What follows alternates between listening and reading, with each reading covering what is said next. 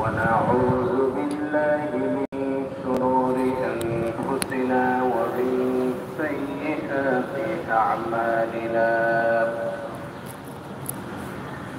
من يهده الله فلا مضل له ومن يضلله فلا هادي له ونشهد أن لا إله إلا الله وحده لا شريك له ونشهد أن سيدنا وسندنا وحبيبنا ومولانا محمدا عبده ورسوله الذي أرسله بالحق بشيرا ونذيرا وداعيا إلى الله بإذنه وسراجا منيرا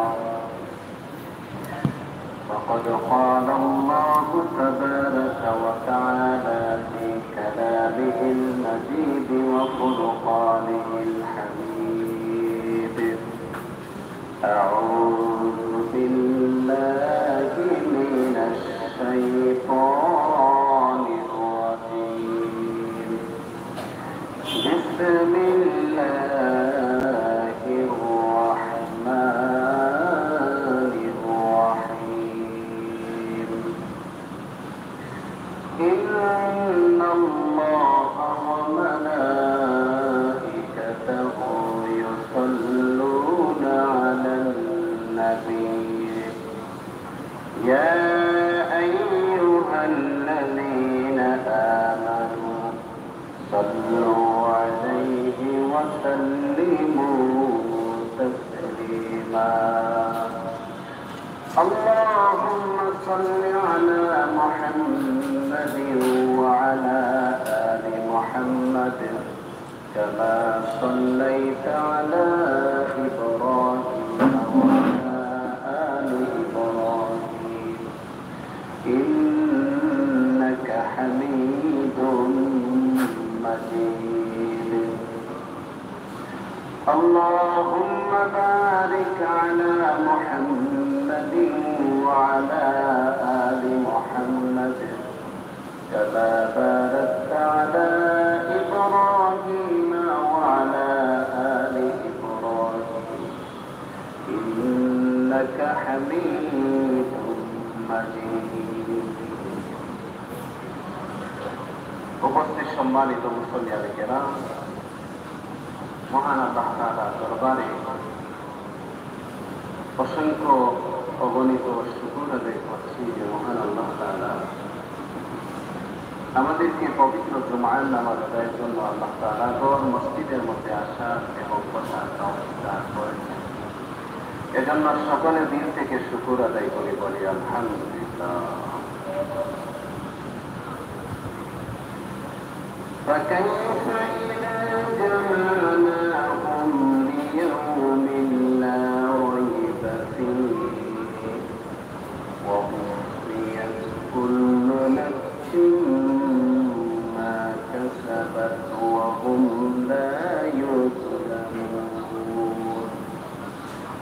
সেদিন তাদের অবস্থান কি হবে যেদিন আমি সমগ্র মানব সন্তানদেরকে একত্রিত করব, যেদিন সম্পর্কে কোনো দ্বিধা সন্দেহের অবকাশ নেই। সেদিন প্রত্যেক মানুষ তার অর্জনের বিনিময়ে পুরোপুরি দিয়ে দেওয়া হবে, তাদের উপর বিন্দু মাত্র কোনো করা হবে না। আল্লাহ রাব্বুল আলামিন এখানে বলতেছেন যারা আল্লাহ তাআলাকে অস্বীকার করে, যারা আল্লাহ তাআলাকে মানে না, আল্লাহর নাফরমানি করে, তাদের অবস্থাটা সেদিন কি হবে যেদিন আমি আল্লাহ সমগ্র মানব গোষ্ঠীকে এক জায়গার মধ্যে একত্রিত করব, অর্থাৎ কিয়ামতের দিন। কিয়ামতের দিন আল্লাহ সমগ্র মানব গোষ্ঠীকে এক জায়গার মধ্যে একত্রিত করবে, সবাই এক জায়গায় একত্রিত হবে। আর সেই দিন সম্পর্কে কোনো দ্বিধা সন্দেহ নেই। কিয়ামতের দিন হাসরের মাঠ আল্লাহ কায়েম করবেন, সব মানুষদেরকে সেখানে উপস্থিত করা হবে। এতে কোনো সন্দেহ আছে? কোনো সন্দেহ নেই। সেদিন প্রত্যেক মানুষকে তার অর্জনের বিনিময়ে পুরোপুরি দেওয়া হবে। দুনিয়া জীবনে যা তারা অর্জন করেছে সেই দিন সব মানুষদেরকে পুরোপুরি ভাবে দেওয়া হবে, কোনো জুলুম করা হবে না। আল্লাহ রাব্বুল আলামিন বলেন, وَنَزَعْنَا الْمَوَازِينَ الْقِسْطَ لِيَوْمِ الْقِيَامَةِ فَلَا تُظْلَمُ نَفْسٌ شَيْئًا وَإِنْ كَانَ مِثْقَالَ حَبَّةٍ مِّنْ خَرْدَلٍ أَتَيْنَا بِهَا وَكَفَى بِنَا حَاسِبِينَ। আল্লাহ বলেন, মানুষের আমল অর্জন করার জন্য আমি মানদণ্ড ন্যায় বিচারের দাঁড়িপাল্লা স্থাপন করব। সেদিন কারো প্রতি কোনো বিন্দু মাত্র জুলুম করা হবে না। কেউ শস্য দানা পরিমাণ একটা আমল করলেও সেটাকে উপস্থিত করা হবে আর সেটাকে পুরোপুরিভাবে দিয়ে দেওয়া হবে, কারো প্রতি কোনো জুলুম করা হবে না। আর এখানেও আল্লাহ বলতেছেন, যা তারা অর্জন করেছে সব সেই দিন পুরোপুরিভাবে দিয়ে দেওয়া হবে তাদের উপর। তাদের উপর বিন্দু মাত্র কোনো জুলুম করা হবে না। কিয়ামতের দিন সত্য, আল্লাহ সত্য, হাসরের মাঠ সত্য। আল্লাহ তাআলা মানুষদেরকে সেদিন উপস্থিত করবেন আর সব মানুষ তাদের জীবনের কৃতকর্মের হিসাব দিতে হবে। এজন্য কিয়ামতের দিন আল্লাহ তাআলা মানুষের আমলকে গণনা করবেন না, বরং ওজন করবেন। আর দেখা যাবে কেউ 10টা আমল করেছে, তার 10টা আমলের ওজনের চাইতে আরেকজন একটা আমল করেছে, ওই একটা আমলের ওজন অন্যজনের 10টা আমলের চাইতে বেশি ওজন হয়ে গেছে। এটা কিভাবে হয়? আমরা যে আমলগুলো করি ওই আমলের মধ্যে যত ইখলাস থাকবে তত আমলটা ওজনই হবে।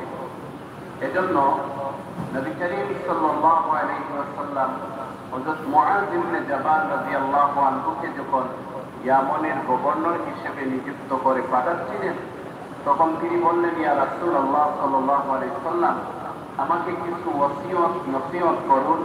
তখন নবী আলাইহিস সালাম অনেকগুলো ওসিয়ত করেছিলেন, তার মধ্যে একটি ছিল, ইয়া মুআয আখলিস দীনাকা ইয়াকফিকাল আমালুল কলিল। হে মুআয, তুমি তোমার ঈমানকে খাঁটি করো আর সঠিক ঈমানের সাথে তুমি ইখলাসের সাথে আমল করো। অল্প আমলই তোমার নাজাতের জন্য যথেষ্ট হয়ে যাবে। অল্প আমলই নাজাতের জন্য যথেষ্ট হয়ে যাবে ওই আমলটা যদি ঈমানের সাথে এবং ইখলাসের সাথে করা হয়। এজন্য আমলটা ওজনই হতে হলে আমলটা করতে হবে ঈমানের সাথে এবং ইখলাসের সাথে। আমলের মধ্যে যতটুকু ইখলাস থাকবে আমলটা ততই ওজনই হবে, ততই ভারী হবে। তারপর আল্লাহ রাব্বুল আলামিন বলেন, قُلِ اللَّهُمَّ مَالِكَ الْمُلْكِ تُؤْتِي الْمُلْكَ مَن تَشَاءُ وَتَنزِعُ الْمُلْكَ مِمَّن تَشَاءُ وَتُعِزُّ مَن تَشَاءُ وَتُذِلُّ مَن تَشَاءُ بِيَدِكَ الْخَيْرُ إِنَّكَ عَلَى كُلِّ شَيْءٍ قَدِيرٌ। হে নবী, আপনি বলেন, হে আল্লাহ, তুমি রাজ্য ক্ষমতার মালিক, যাকে ইচ্ছা তুমি রাজ্য ক্ষমতা দান করো, যার কাছ থেকে ইচ্ছা রাজ্য ক্ষমতা নিয়ে নাও, এবং তুমি ইজ্জতের মালিক, যাকে ইচ্ছা তুমি ইজ্জত দান করো, যাকে ইচ্ছা তুমি অপমানিত করো। সব রকমের কল্যাণ তোমার হাতে, নিশ্চয় তুমি সব কিছুর উপর এবং ক্ষমতাবান। আল্লাহ বলেন, হে নবী, আপনি বলুন, আল্লাহুম্মা মালিকাল মুলক, হে আল্লাহ, তুমি এই সমগ্র বিশ্ব জাহানের রাজ্য ক্ষমতার মালিক। এই আয়াতের শানে নজুল হচ্ছে ইসলামের প্রথম যুদ্ধ।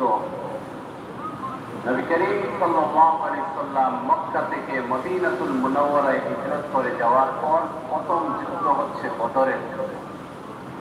বদরের যুদ্ধে মাত্র 313 জন সাহাবী, অপরদিকে কাফিরদের সংখ্যা ছিল প্রায় 1000। আল্লাহ তাআলা 313 জন সাহাবীকে 1000 সৈন্যের মোকাবেলায় বিজয় দান করলেন। তারপর এই অপমানে কাফির গোষ্ঠীরা আরো শক্তি সঞ্চয় করে নবী করিম সাল্লাল্লাহু আলাইহি সাল্লামের সাথে যুদ্ধ করতে আসলো, যেটা ছিল উহুদের যুদ্ধ। উহুদের যুদ্ধের প্রাথমিক দিকে মুসলমানদের বিজয় হয়েছিল, পরবর্তীতে মুসলমানদের পরাজয় হয়েছিল এবং উহুদের যুদ্ধে নবী করিম সাল্লাল্লাহু আলাইহি সাল্লামের দান মুবারক শহীদ হয়েছিল। যদিও পরবর্তীতে মুসলমানদের পরাজয় হয়েছিল, কিন্তু এই পরাজয়টাকেও কাফিররা তাদের জন্য অপমান হিসেবে মনে করেছিল। তাই উহুদ এবং বদর উভয় যুদ্ধে তারা অপমানিত হওয়ার পর যত মুশরিক শক্তি ছিল মদিনা এবং মক্কা এবং তার আশপাশের এলাকায়, সব নিয়ে কাফিরেরা একটা ঐক্য গঠন করল। আর সবাই ঐক্য গঠন করে সিদ্ধান্ত নিল সবাই সম্মিলিতভাবে মদিনায় হামলা চালাবে। নবী করিম সাল্লাল্লাহু আলাইহি সাল্লামের কাছে এই সংবাদ আসল। নবী করিম সাল্লাল্লাহু আলাইহি সাল্লাম সাহাবায়ে কেরামদের সাথে পরামর্শ করলেন। তখন সাহাবীদের সাথে পরামর্শ করে সিদ্ধান্তে উপনীত হলেন যে মদিনাতুল মুনাওয়ারার চতুর্দিকে পরিখা খনন করা হবে, যাতে করে কাফিরেরা সৈন্যরা সহজে মদিনার এই ভূখণ্ডের মধ্যে প্রবেশ করতে না পারে। অনেক কঠিন এবং সেটা কয়েক মাইল লম্বা হবে, অনেক গভীর হবে এবং তার প্রশস্ততাও অনেক বেশি হবে, যাতে করে সাধারণভাবে লাফ দিয়ে, তারপর গুড়ায় লাফ দিয়ে বা সাধারণ কোনো কিছু, কোনো মই বা কোনো কাঠ ব্যবহার করে যাতে ওই পরীক্ষার দিন গিয়ে খালটা দিন গিয়ে সহজে ওরা মদিনাতুল মুনাওয়ারার ভূখণ্ডের মধ্যে প্রবেশ করতে না পারে। তখন নবী করিম সাল্লাল্লাহু আলাইহি সাল্লাম সাহাবায়ে কেরামদের এই পরীক্ষা খনন করার জন্য সাহাবায়ে কেরামদেরকে বিভিন্ন দলে বিভক্ত করে দিলেন এবং নবী সাল্লাল্লাহু আলাইহি সাল্লাম স্বয়ং এই খনন কাজে তিনি অংশগ্রহণ করেছিলেন। সাহাবায়ে কেরাম পরীক্ষা খনন করতেছেন, এমন সময় একটা অংশে বিশাল বড় একটা পাথর বেরিয়ে আসে। ওই পাথরটা এত বড় ছিল, সাহাবায়ে কেরাম এক একটি দলের মধ্যে 10 জন করেছিলেন। 10 জন সাহাবী মিলেও ওই পাথরটা না নড়াইতে পারতেছিলেন, না ভাঙতে পারতেছিলেন। এই অবস্থাতে তাদের সাহাবায়ে কেরামদের গ্রুপ লিডার ছিলেন হযরত সালমান ফারসি রাদিয়াল্লাহু আনহু, ওনাকে খবর দেওয়া হলো। উনি নবী করিম সাল্লাল্লাহু আলাইহি সাল্লামকে সংবাদ দিলেন। স্বয়ং নবী আলাইহিস সালাম সেই পাথরের কাছে উপস্থিত হলেন। উপস্থিত হয়ে হাতে থাকা কোদাল দিয়ে তিনি পাথরের উপর আঘাত করলেন। আঘাত করতে পাথর থেকে একটা অগ্নিস্ফুলিঙ্গ বেরিয়ে আসলো। এই অগ্নিস্ফুলিঙ্গের মধ্যে নবী আলাইহিস সালাম এর সম্মুখে পারস্য সাম্রাজ্যের বিল্ডিং সমূহ তুলে ধরা হলো। নবী আলাইহিস সালাম অগ্নিস্ফুলিঙ্গের মধ্যে পারস্য সম্রাটের বিল্ডিং গুলো দেখতে পেলেন। আরেকটি আঘাত করলেন, আবারও অগ্নিস্ফুলিঙ্গ বেরিয়ে আসলো। সেখানে তিনি রুম সাম্রাজ্যর বিল্ডিংগুলো তিনি দেখতে পেলেন। আরেকটি আঘাত করলেন, তখন নবী করিম সাল্লাল্লাহু আলাইহি ওয়াসাল্লাম সেই আঘাতের সাথে অমৃতপুলিঙ্গ বেরিয়ে আসলো। তখন তিনি ইয়ামনের রাজপ্রসাদ তিনি দেখতে পেলেন এবং তখনই জিবরাইল আলাইহিস সালাম কানে কানে নবী আলাইহিস সালামকে সুসংবাদ দিলেন, এই যে আপনি রোম সাম্রাজ্য, পারস্য সাম্রাজ্য, ইয়ামন সাম্রাজ্য দেখলেন, অচিরে আপনার সাহাবীরা এগুলো জয় লাভ করবে এবং মুসলমানদের দখলে এই সমস্ত অঞ্চলগুলো চলে আসবে। তারপর পাথরটা খণ্ড বিখণ্ড হয়ে গেল, সাহাবায়ে কেরাম সেই পাথরটা সরিয়ে ফেললেন। এটা নিয়ে মুনাফিকরা হাসাহাসি শুরু করলো যে মুসলমানেরা নিজেদের আত্মরক্ষার জন্য পরিকল্পনা করতেছে, ওরা নাকি আবার রোম পারস্য সম্রাটকে জয় করবে। এবং ওমর রাদিয়াল্লাহু আনহুর সময় রোম, পারস্য, ইয়েমন সবগুলো অঞ্চল মুসলমানদের দখলে এসে গিয়েছিল। এমনকি পৃথিবীর প্রত্যেকটা রাজ্য মুসলমানদের দখলে তখন ছিল ওমর রাদিয়াল্লাহু আনহুর সময়। আল্লাহ রাব্বুল আলামিন বলেন, কুলিল্লাহুম্মা মালিকাল মুলক, হে নবী আপনি বলুন, আয় আল্লাহ তুমি এই সমগ্র দুনিয়ার রাজ্য ক্ষমতার মালিক। আল্লাহ যদি রাজ্য ক্ষমতার মালিক হন, তাহলে দুনিয়াতে রাজ্য ক্ষমতা সাধারণত তাকেই দেন যার উপর তিনি সন্তুষ্ট হন। কিন্তু আমরা দেখতে পাই এই দুনিয়ার রাজ্য ক্ষমতা পেয়েছে মুসলমানরা যেমন পেয়েছে, অমুসলমানরাও তেমন পেয়েছে। তাহলে অমুসলমান যারা রাজ্য ক্ষমতা পাইল, তাদের উপর কি আল্লাহ সন্তুষ্ট? তার জবাব হচ্ছে, আল্লাহর কাছে এই দুনিয়ার সম্মান মর্যাদা একটা মশার দানা পরিমাণ হয়ে, যদি থাকত তাহলে একটা কাফির, বেঈমান, মুশরিক এক গ্লাস পানি পান করতে পারত না। নবী করিম সাল্লাল্লাহু আলাইহি ওয়াসাল্লাম বলেন, আমার সাহাবায়ে কেরাম বলো তো দেখি, তোমাদের কারো যদি খুব সুন্দর শোকের মোটা একটা সুন্দর মোটা তাজায় সার থাকে, গরু থাকে, আর ওই তোমার পছন্দের গরুটা যদি হঠাৎ করে মারা যায়, তাহলে ওই মরা গরুটা কি আমরা প্যাকেট করে, খুব আদরের ছিল, খুব মায়ার ছিল, প্যাকেট করে রাখি না ফেলে দেই? ফেলে দেই। ফেলে দেওয়ার পর সেটাকে খাওয়ার জন্য যাবে কুকুর। আপনার নিজের কুকুর থাকলেও যাবে, আপনার পাড়া প্রতিবেশী যার সাথে অনেক দিন থেকে মামলা মোকদ্দমা দরবারে চলে আসছে, তার কুকুর থাকলে সেও যাবে। এখন আপনি কি লাঠি নিয়ে যাবেন, আবার মরা গরু কেন আমার দুশ্মনের কুকুর খাবে? লাঠি নিয়ে যাবেন? যাবেন না। ঠিক তেমনি ভাবে আল্লাহ এই দুনিয়াতে যত নিয়ামত না নিয়ামত সবগুলো মুমিনদের জন্য দিয়ে থাকেন, এতে যদি কাফির মুশরিকেরা সেগুলো থেকে উপকৃত হয়, সেগুলো উপভোগ করে, আল্লাহ তাতে বাধা দেন না। যেমনি ভাবে একটা বিয়েতে সব আয়োজন করা হয় একজন বরকে উদ্দেশ্য করে, কিন্তু বর বেচারা সেই খালির দিকে তার খুব একটা মনোযোগ নেই, সে মুখ দেখে বসে থাকে। আর বরযাত্রীরা যারা গিয়েছিল ওরা খুব ভালো করে খায়। বর যাকে উদ্দেশ্য করে এত আয়োজন, সে খায় না, সে মুখ বন্ধ করে বসে থাকে। পরবর্তীতে সুযোগ হইলে খায়, নতুবা খায় না। কারণ সে কেন খায় না? এজন্যই যে তার খাবার আজকে শেষ নয়, সে এসেছে একটা সম্পর্ক স্থাপনের জন্য, যে সম্পর্কের মাধ্যমে এই বাড়িতে তার খাবারের দরওয়াজা খুলে গেল। আর বরযাত্রী ছিল যারা ছিল, ওরা ইচ্ছে মতো খায়, এজন্য যে ওদের খাওয়া শেষ করার কোনোদিন খাইতে পারবে কিনা তাতে সন্দেহ আছে।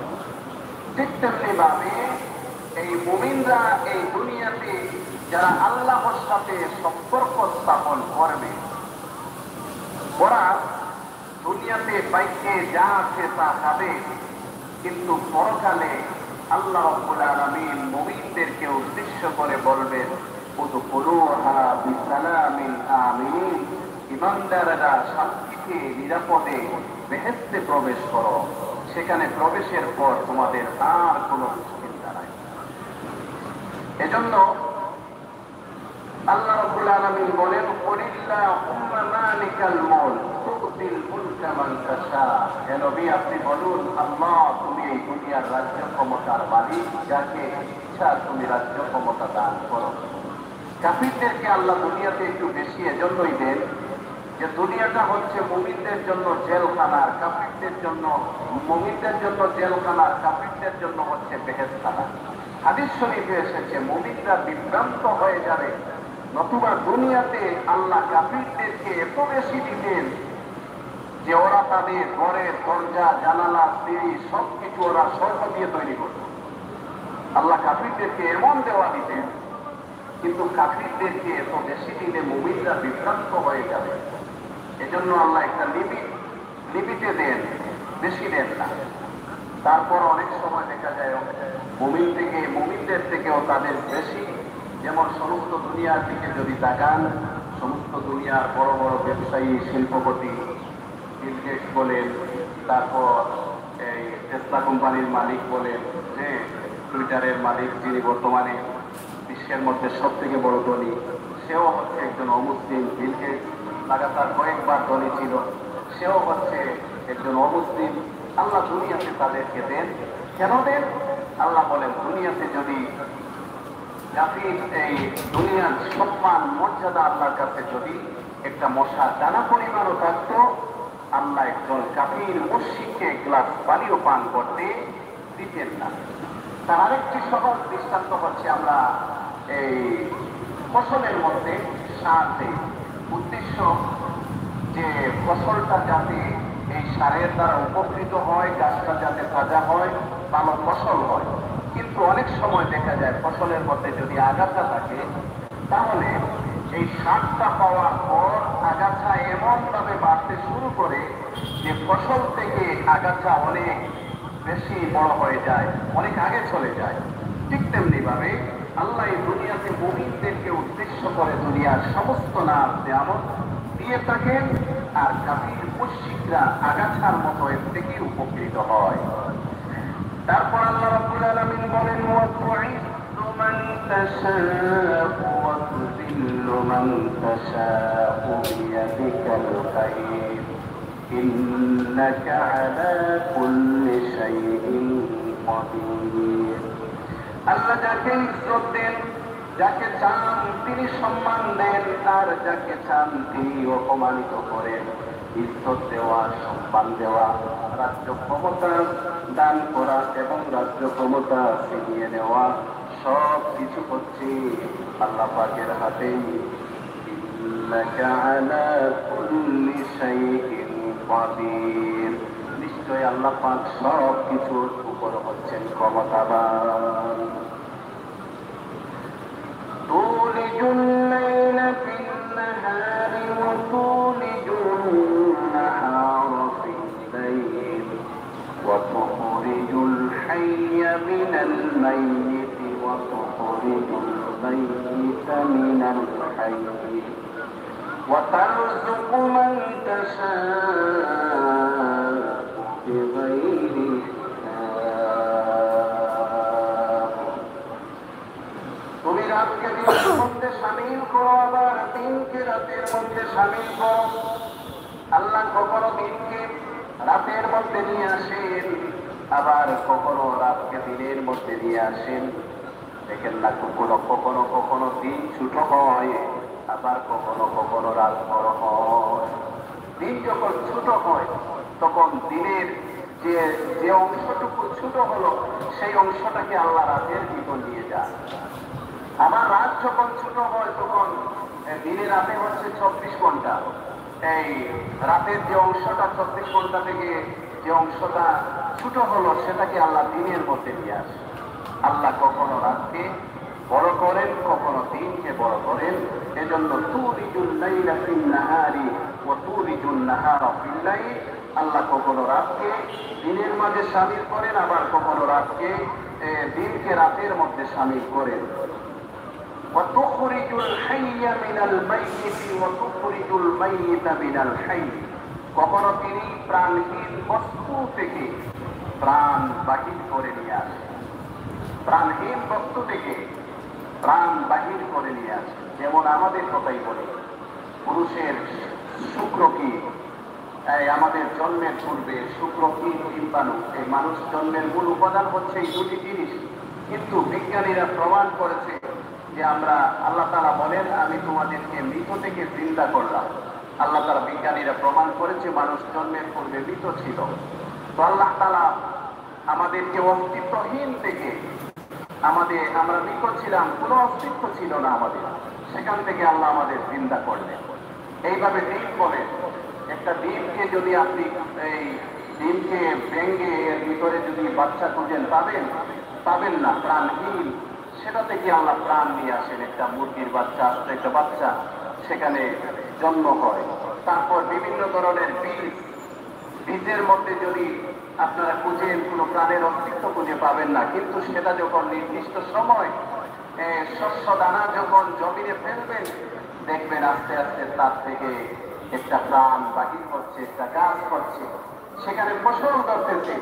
আবার আরেকটা সময় যখন চলে যাবে, ওইটা প্রাপ্ত বয়সে পৌঁছাবে, তখন সেটা আস্তে আস্তে আবার মরে যাবে। তো এইভাবে আল্লাহ রাব্বুল আলামিন, মানুষও যখন প্রাপ্ত বয়সে আবার পৌঁছে একটা সময় আবার মরে যায়, তাই আল্লাহ বলেন তিনি প্রাণহীন বস্তু থেকে প্রাণ বাহির করে নিয়ে আসেন, আবার প্রাণওয়ালা বস্তুকে আবার মৃত্যুর দিকে নিয়ে যান। وتخرج الحي من الميت وتخرج الميت من الحي وترزق من تشاء بغير حساب। আর তিনি আল্লাহ যাকে চান তিনি অগণিত, বিনা হিসাবে অগণিত রিজিক তিনি দান করেন, তিনি যাকে চান তাকে। لا يتخذ المؤمنون الكافرين أولياء من دون المؤمنين ومن يفعل ذلك فليس من الله في شيء إلا أن تتقوا منهم تقات ويحذركم الله نفسه وإلى الله المصير। ইমানদার ব্যক্তিরা কখনো ইমানদারদের বদলে কাফিরদেরকে নিজের বন্ধু বানাবে না। আল্লাহ তাআলা বলতেছেন, লা ইয়াত্তাখিযুল মুমিনুনাল কাফিরিনা আউলিয়া, প্রকৃত বন্ধু, বেস্ট ফ্রেন্ড, একজন মুমিন আরেকজন মুমিনকে ছেড়ে একজন কাফিরকে কখনো বানাবে না। তবে হ্যাঁ, যদি তোমাদের কেউ তা করে, তবে আল্লাহর সাথে তার কোনো সম্পর্কই থাকবে না। যদি এরকমটা কেউ করে, তাহলে ওই ব্যক্তির সম্পর্ক আল্লাহর সাথে থাকবে না। হ্যাঁ, তাদের কাছ থেকে কোনো আশঙ্কা থাকলে, নিজেদের বাঁচানোর প্রয়োজন হলে তা ভিন্ন কথা। এই আয়াতের উপর রিসার্চ করে মুফাসসিরিনে কেরামগণ বলেছেন যে এমনিতেই কোনো কাফিরকে বন্ধু হিসেবে গ্রহণ করা, বেস্ট ফ্রেন্ড বানানো জায়েজ নয়। তবে যদি কেউ এমনটা করে, আল্লাহর সাথে তার সম্পর্ক নষ্ট হয়ে যাবে, আল্লাহর সাথে কোনো সম্পর্ক থাকবে না।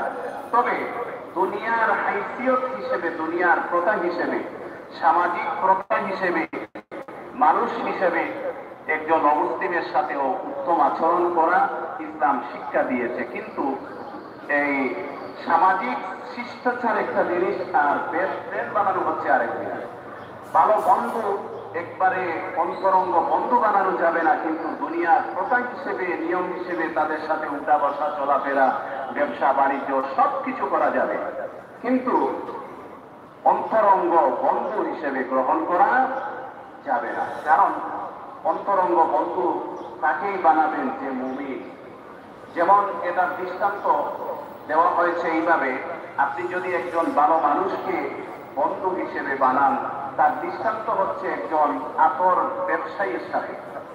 যদি আপনি একজন আতরের দোকানে আতর ব্যবসায়ীর কাছে গিয়ে বসেন, সে যদি আপনাকে একটু আতর নাও দেয়, তবুও ফ্রিতে তার দোকান থেকে অনেক ভালো স্মেল আপনি পাবেন।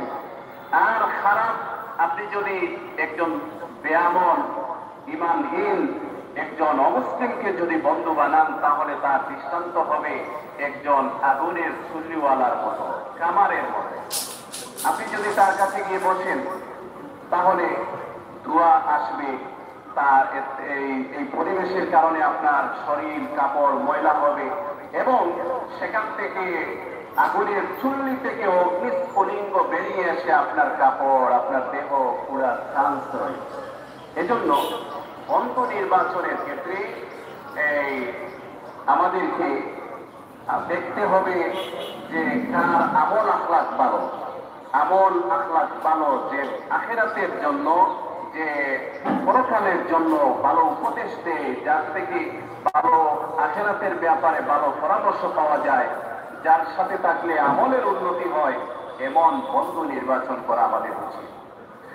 নবী করিম সাল্লাল্লাহু আলাইহি সাল্লাম বলেন, দুনিয়ার ক্ষেত্রে তুমি তোমার থেকে তোমার নিচের দিকে যারা আছেন তাদেরকে দেখো, যে আমার থেকে নিচের, আমি তো আলহামদুলিল্লাহ বহু ভালো আছি, আমার থেকে যারা নিচে আছেন তারা কত কষ্টে আছে। তখন তুমি যদি দুনিয়ার ক্ষেত্রে তোমার থেকে যারা নিম্ন অবস্থায় রয়েছে তাদের দিকে যদি তাকাও, তাহলে তোমার অন্তরে আল্লাহর শুকর আসবে, তুমি আল্লাহর শুকর আদায় করতে পারবে। আর দুনিয়ার ক্ষেত্রে যদি তোমার থেকে উপরের দেখো, তাহলে তোমার মধ্যে আল্লাহর নাশুকরি চলে আসবে। আর দিনের ক্ষেত্রে তোমার থেকে যারা উপরে আছে, দিনের ক্ষেত্রে তাদেরকে তুমি ফলো করো, তাহলে যে তুমি যদি তাদেরকে ফলো করো, তাহলে তোমার মধ্যে স্পিড আসবে যে উনি এত আমল করেন, আমিও উনার মতো হওয়ার চেষ্টা করি, উনার মতো আমল করার চেষ্টা করি। এজন্য নবী আলাইহিস সালাম বলেন, দুনিয়ার ক্ষেত্রে তুমি তোমার ছুটের নিচে যারা আছেন তাদেরকে ফলো করো, আর দিনের ক্ষেত্রে তুমি তোমার উপরে যারা আছেন তাদেরকে ফলো করো।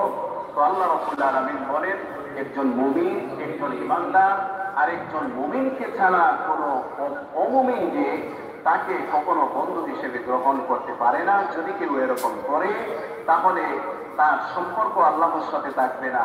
তবে হ্যাঁ, তাদের কাছ থেকে যদি কোনো আশঙ্কা, কোনো ভয় ভীতি থাকে, কোনো ভয়ের আশঙ্কা থাকে এবং নিজেকে এজন্য বাঁচানো প্রয়োজন হয়, তাহলে তবে তা ভিন্ন কথা।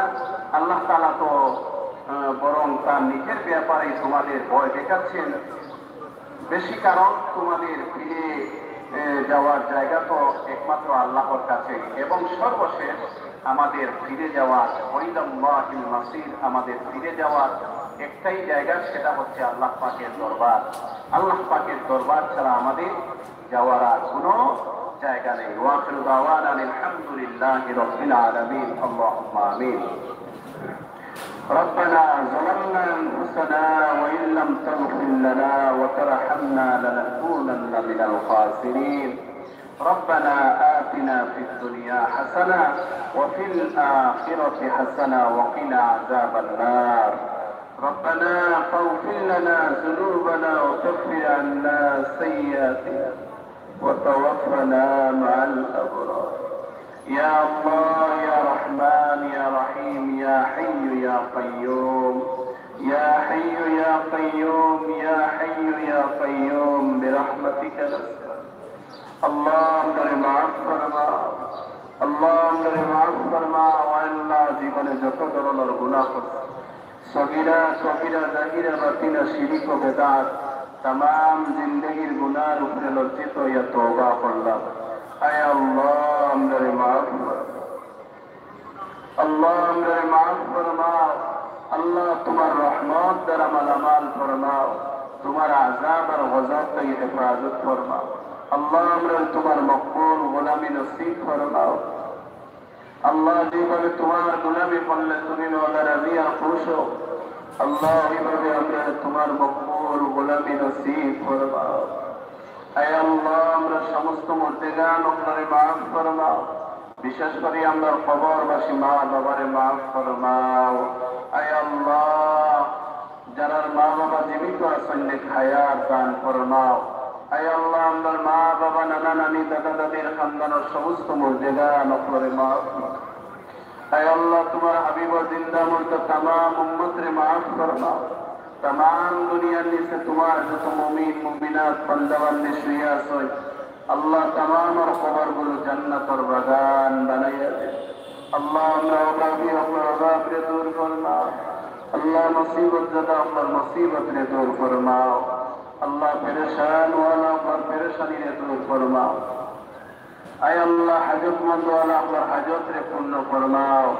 আল্লাহ, বিমারি আপনার তোমার দারু শিফা থেকে শিফা দান ফরমাও। আয় আল্লাহ, বাংলাদেশ জাতীয় ইমাম সমিতি সিলেট মহানগর শাখার সভাপতি মাওলানা হাবিব আহমদ শিহাব ভাইয়ের সুস্থতা দান ফরমাও, নেক হায়াত দান ফরমাও। আয় আল্লাহ, আমি অসুস্থ, আল্লাহ সুস্থতা দান ফরমাও। আল্লাহ, বেমার নিয়ামতের শিফা নিয়ামত দ্বারা বদলাইয়া দেবে। আয় আল্লাহ, আমরা দেহর মধ্যে যত নিয়ামত তখন তুমি দিছ আল্লাহ, মৌতর আগে একটা নিয়ামত আল্লাহ তুমি ছিনাইয়া দিও না। আল্লাহ, মৌত পর্যন্ত আমরা সুস্থ রাখিয়া তোমার গোলামীর তৌফিক দিও। আয় আল্লাহ, মাহবুদ আল্লাহ, আমরা অ্যাক্সিডেন্টাল মৌত দিও না। আল্লাহ, পানি ডুবাইয়া আগুন ফুরাইয়া বিছানা ফলাইয়া মানুষের গুজারা বানাইয়া মৌত দিও। আল্লাহ, আমরা জীবনের শেষ ওয়াক্ত নামাজ মসজিদ জামাতের সাথে আদায় করার তৌফিক দিও রব্বুল আলামিন। আয় আল্লাহ, মেহেরবানি করে আমরা মাফ ফরমাও। আল্লাহ, আমরা মাফ ফরমাও। আল্লাহ, তোমার রহমত দ্বারা মালামাল ফরমাও। আয় আল্লাহ, আমরা तमाम দিন হাজাত ওগুলো পূর্ণ ফরমাও। तमाम জরুরিয়াত ওগুলো পূর্ণ ফরমাও। तमाम মুশকিলাত ওগুলো আসান ফরমাও। আল্লাহ, আমরা হেদায়েত দান ফরমাও। আল্লাহ, আমরা রাহওয়াল হেদায়েত দান ফরমাও। আল্লাহ, আমরা জান মাল ও ইজ্জত ও হেফাজত ফরমাও। وسلام على المرسلين والحمد لله رب العالمين آمين برحمتك يا رب